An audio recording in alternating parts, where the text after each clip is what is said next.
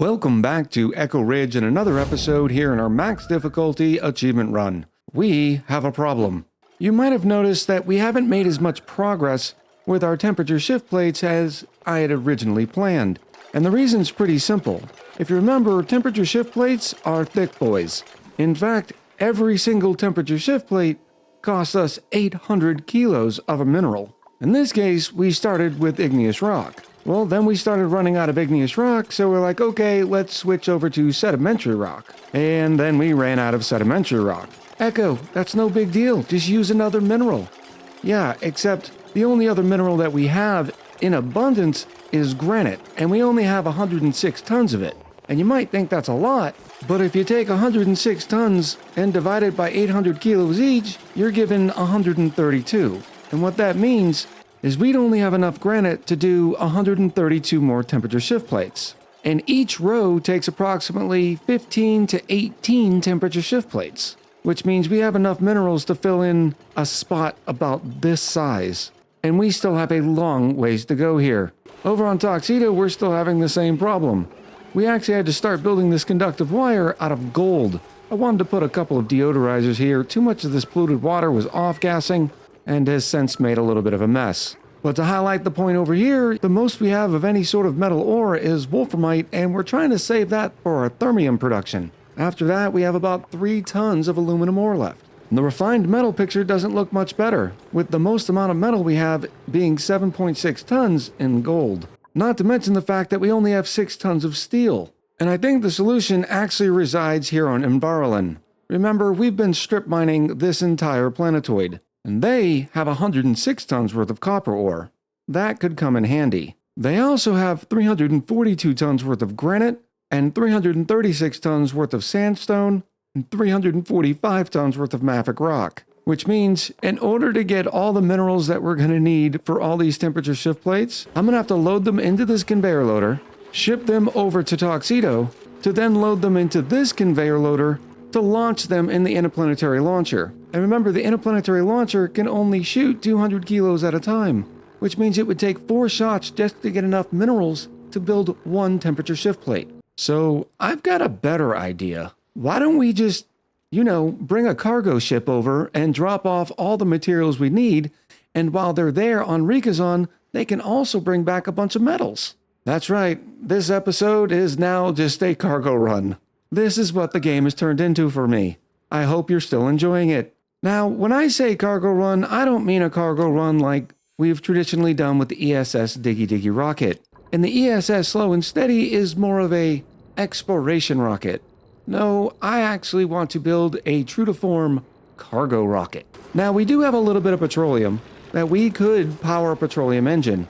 I just don't think it's quite necessary yet because we don't need the range that would be provided by the petroleum rocket. So instead, I think we're going to do another Radbolt engine. And we're going to be able to save some space because we're not going to need a rover or a Trailblazer module, and we're finally going to get rid of this gas cargo canister. Because I think it's time to make some oxalite.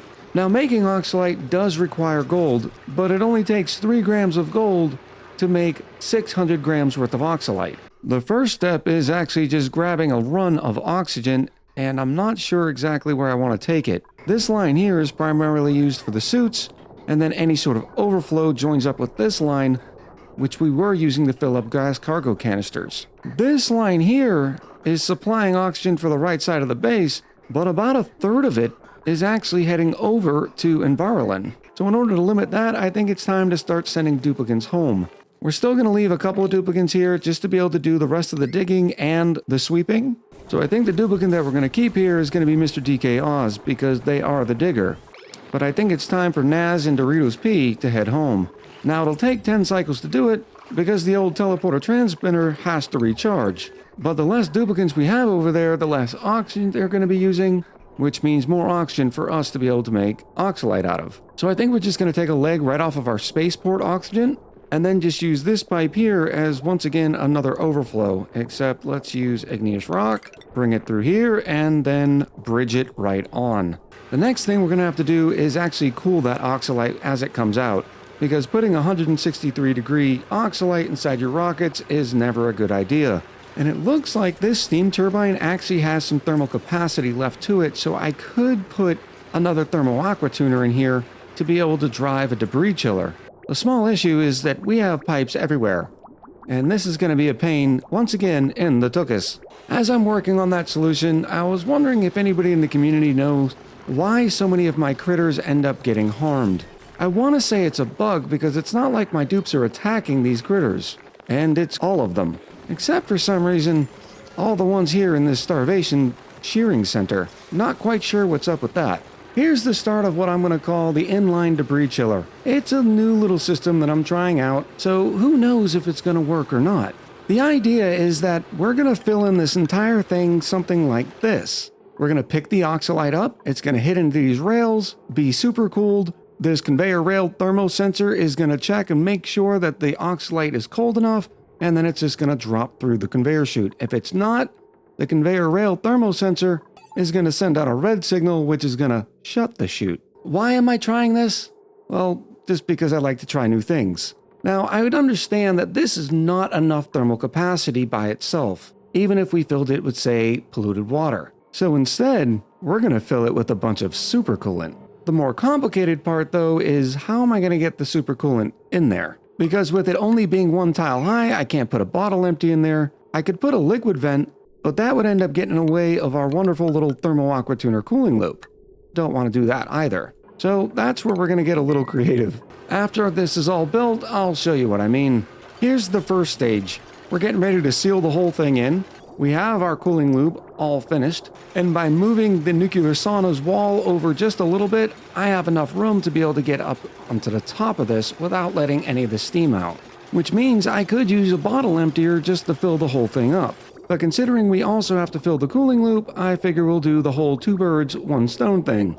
Which is really unnecessarily graphic, isn't it? I had never really thought about it until I just said it a minute ago when I realized what they were talking about with the 2 birds and the 1 stone. Leave the birdies alone! And here we go, we're just gonna drop the supercoolant off in here, which it's gonna be a little warm, but it'll be okay. We'll just repair it, because we have all sorts of materials, right?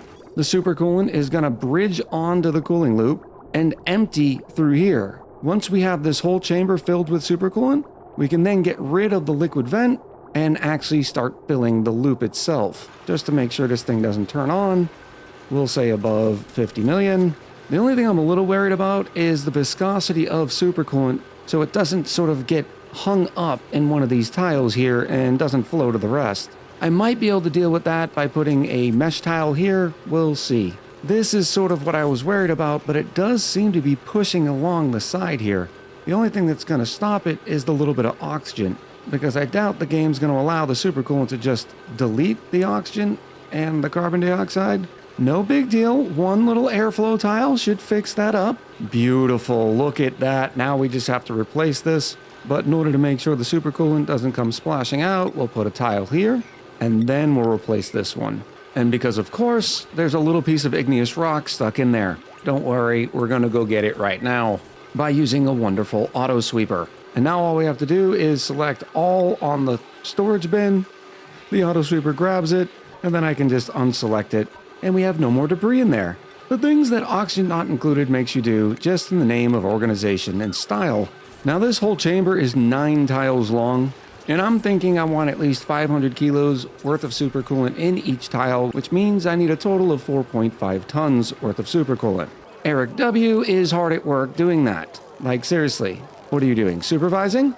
I think the last bottle of supercoolant is going in. We're right above 500 kilos, so I think it's time to get rid of that liquid vent, load up 1 more bottle, which will fill the cooling loop itself, and we'll be good. Now, how did I decide on 500 kilos? I don't know. It was just an arbitrary number, but I wanted there to be enough thermal mass to be able to eat all of the heat that's going to be coming off of this oxalite. The cooling loop is filling, and it looks like it's going to be just enough. I can turn off the bottle emptier and start cleaning this whole place up again. We're also going to seal up the inline debris chiller. Once that's done, we'll move the sauna back over, which you might think is sort of unnecessary, except I have nowhere else to put the auto sweeper here. Over here is a little too far, but this is just right. All thanks to that tiny little wheel that apparently makes the oxalite refinery 4 tiles high. We added just a little bit of water here. That way, if it's oxalate that we're sending through here, no, we don't need more water. That way, if it is oxalate that we're sending through here, it won't be able to off-gas. Doesn't this look a lot better already? We can seal this up because right now we've been venting oxygen into the vacuum of space and then open the sauna back up, which gives us enough room to put the auto sweeper in. Except it needs to be made out of steel because it's very, very hot in here. I'm going to wait for all this supercoolant to cool off a little bit before we turn everything on because I want to give myself the best opportunity for this system to actually work the first time. The coolant's already coming out at 10 degrees. It's just there's a lot of supercoolant that it has to chill. But I'm thinking that once that supercoolant gets that chill and that there's 500 kilos in each tile, throwing little 20 kilo blobs of oxalate through it isn't going to be an issue for the system at all. But we'll see. The next thing I wanted to show you was this adorable little cargo rocket. Now I know you don't think it looks like a cargo rocket, but it is, because the magic on this one is on the inside. Yes, that's right. There's no bathroom, there's no mess tables, there's just 9 places to sleep. To tell you the truth, why 9? Well, because I figured we could get a lot more work done here on Rikazon if we had 9 more sets of hands. Not to mention, having 9 duplicates will make loading and offloading this rocket a lot easier, all by using the automatic dispenser.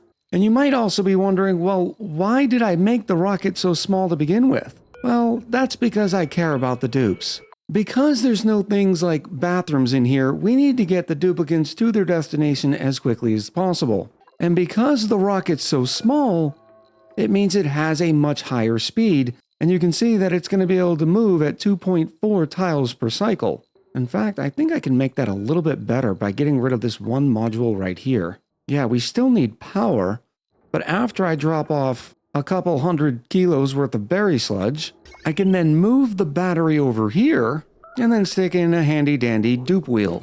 And now by making the rocket even shorter, it now has a speed of 2.6 tiles per cycle. And keep in mind, we're still going to be able to get a rocket boost by using the mission control station. Well, the trip over to Rikazon is barely over 3 tiles.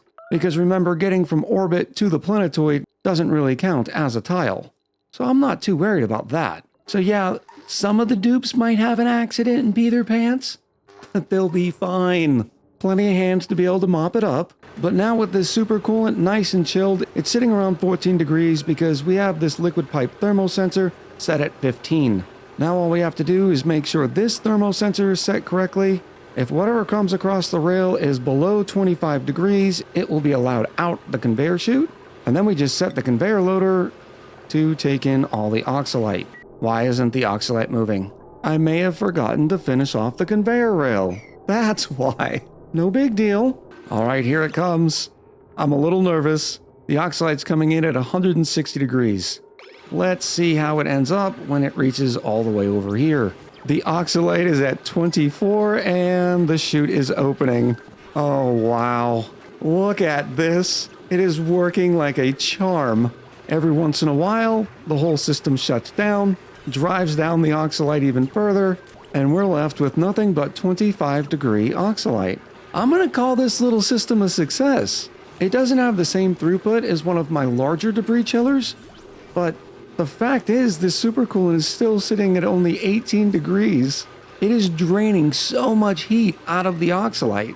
I mean, in just the short time that I've been talking, we already have over a ton of oxalate, and it's barely been a cycle, and we've already gone through, and we've already collected almost 4 tons of oxalate. So now the debris chiller system is actually working faster than the oxalate refinery can create oxygen.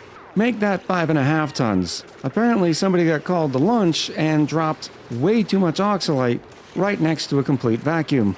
Right now we have a little over 4 tons of oxalate sitting in this rocket. And while that sounds like a lot of oxygen, there's 9 duplicates that are going to be sleeping inside of here. Hence the reason we have our carbon dioxide disposal system also in place. So I think I'd be more comfortable with, say, 10 tons of oxalate, but we'll see how long that takes. Next up is going to be grabbing all the granite. So we'll put it on sweep only because if I just said, hey, go gather all the granite and bring it here, they'd end up in that infinite loop of picking it back up from here and dropping it right back in the automatic dispenser. Unfortunately, it means I also have to go find it inside of the infinite storage. So we'll end up sweeping 25 tons at a time, remembering to put this dispenser on a 6 so they don't just sweep it right back into the infinite storage. Not saying I did that, but the evidence is pretty clear.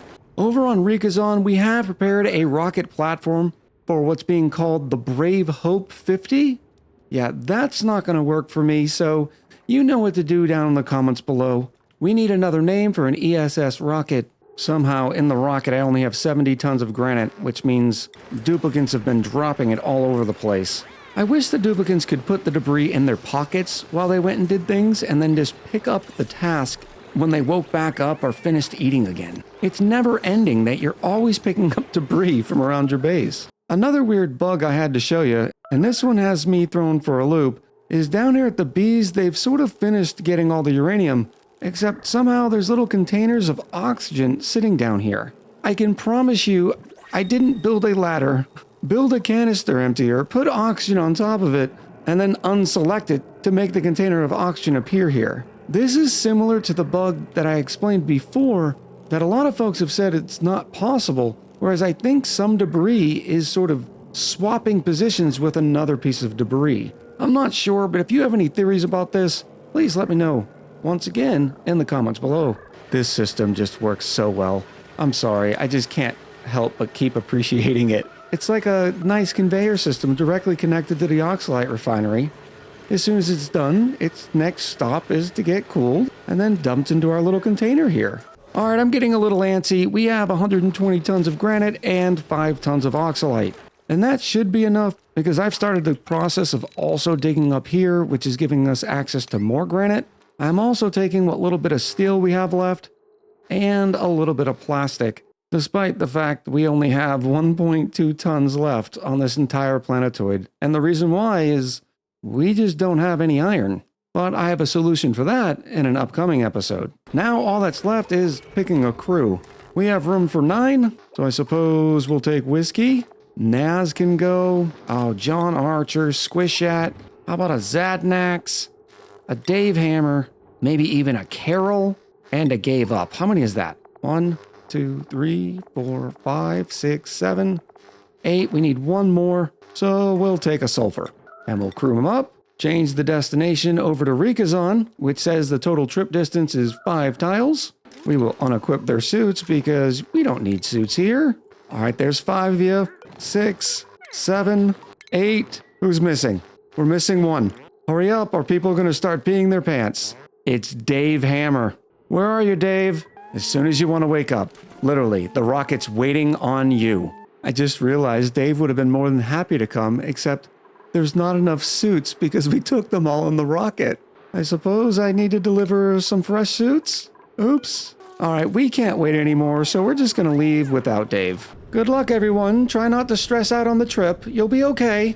I just realized having this oxalite on the floor is not going to be good because it's going to cause everything to overpressure in here, which is going to cause them to get popped eardrums. So I'm going to spin this automatic dispenser and have the automatic dispenser pointed in the other direction so we can pick up all the oxalite, get it off the floor so it doesn't keep overriding the carbon dioxide, creating more oxygen. As it stands, there's 7 kilos of pressure in here. And already we have popped eardrums, which is good for plus 20% per cycle. And on max difficulty, we just don't have time for that. Look at this, with the mission control speed boost, we're now moving at 3.2 tiles per cycle. And we're getting a little bit of messes down here, but oh, look at this, Dave made it! Just in the nick of time. Since we don't have anything better to do and we have a whole bunch of granite, I figured we might as well put some of it to use. And that way the duplicants have something nice to look at. We're going to use this mosaic pattern. Look at that. Doesn't that look nice? Well, other than the pee on the floor. Let's go ahead and clean that up.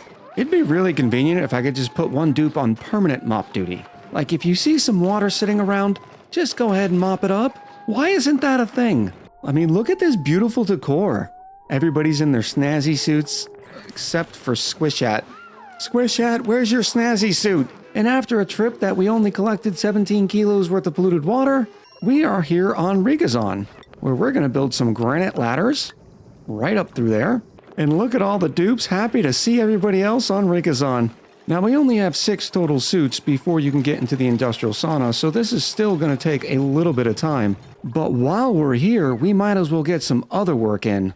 We have a total of 15 duplicates on this colony right now. For instance, we can extend the power spine all the way up to the steam turbines. Carol and Dave are enjoying doing some digging. I've managed to seal up this side. That way all this salt water can sit in this sort of cavity for whatever future plans we decide to do with it. We've also recently capped this volcano by using a coal temperature shift plate. So when the cobalt volcano erupted, it turns that temperature shift plate into 1 tile worth of refined carbon. I have one behind this volcano as well, but with all this water, I don't know if it's going to work, but we'll find out in a little over 8 cycles. And here's the reason why I didn't really care that the rocket didn't have any bathrooms, because we have a completed bathroom system here. Yeah, the duplicates will sleep in here. Well, as long as I make sure it's not grounded. I'm curious to see if we're going to fall behind on tasks here on their main planetoid. We've only got 11 dupes left. We've kept the doctor, the researcher, and mostly just cooks and ranchers and farmers to help make the job easier so the duplicates don't have to keep running back and forth to the rocket to get the granite. Uh-oh, that can't be good. Oh, Glenn. What did you do, Glenn? No big deal. Glenn's going to be fine.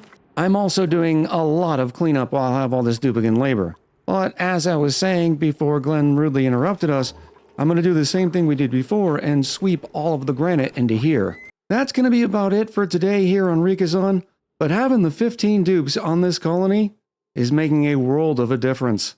In the next episode, I'm going to get all of this cleared up so we have a proper spaceport, or at least a somewhat proper spaceport. I'm also going to put a thermo aqua tuner and a cooling loop all around the colony because as you can see, it's starting to get a little warm. Not too big of a deal until we can't grow mushrooms anymore, and then we're in trouble. And before the 9 duplicates go home, we're going to have to put in another thermo aqua tuner system to add a sort of debris chiller.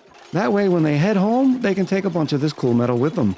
And then finally in the future, we're going to have to set up an interplanetary launching system with some rad bolts, and that way we can automate the delivery of all this wonderful metal back to our homeworld. As a reminder, make sure you try to name this wonderful cargo party bus. So until next time, much love, happy gaming, and I'll talk to you soon.